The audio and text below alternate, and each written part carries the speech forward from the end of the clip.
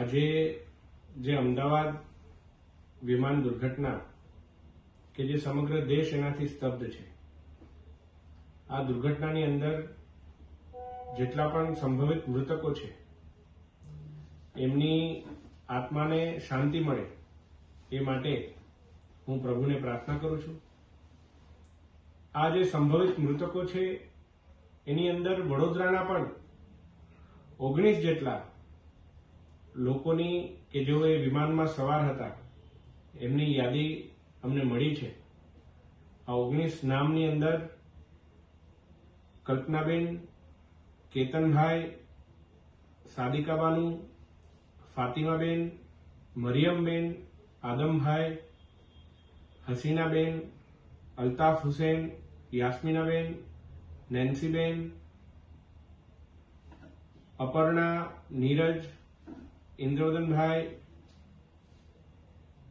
જ્યોતિબેન, વલ્લભભાઈ, વીણાબેન, ભાવિકભાઈ, સાહિલભાઈ અને તરલિકાબેન.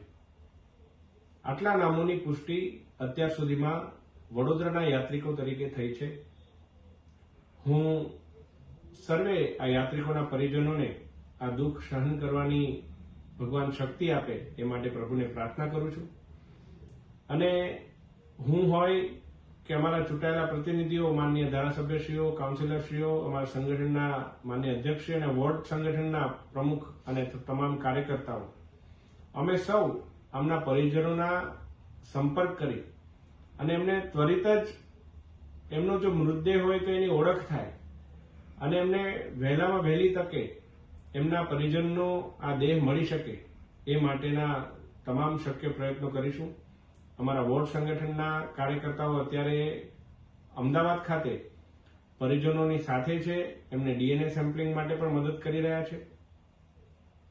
આ ઘટનાની અંદર ગુજરાતના પૂર્વ મુખ્યમંત્રી શ્રીમાન વિજયભાઈ રૂપાણીજીનું પણ નિધન થવાના સમાચાર અમને પ્રાપ્ત થઈ રહ્યા છે. હું ભગવાનને પ્રાર્થના કરું છું કે એવા અદના કાર્યકર્તાઓને જ્યારે અમે ગુમાવ્યા છે ત્યારે આદરણીય વિજયભાઈની આત્માને પણ ભગવાન શાંતિ આપે અને એમના પરિવારને આ દુઃખ સહન કરવાની શક્તિ આપે, કાર્યકર્તાઓને આ દુઃખ સહન કરવાની શક્તિ આપે.